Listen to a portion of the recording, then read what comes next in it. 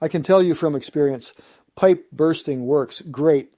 I've been doing this for years, and I've seen it work wonders in situations that would have been a nightmare using the traditional method of digging things up. Picture this. A homeowner calls me because their lateral sewer line is blocked, and we find out the tree roots have destroyed the pipe. The old way?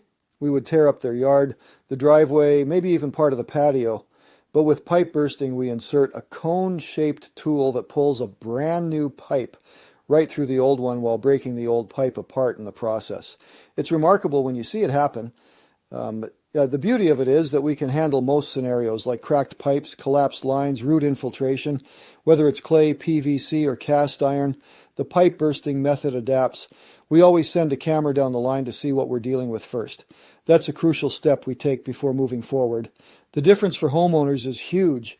Instead of weeks of excavation and reconstruction, the job is typically done in a day or two. The landscape remains intact, and you end up with a new pipe that'll last 50 years or more. And now it's not the perfect solution for every situation.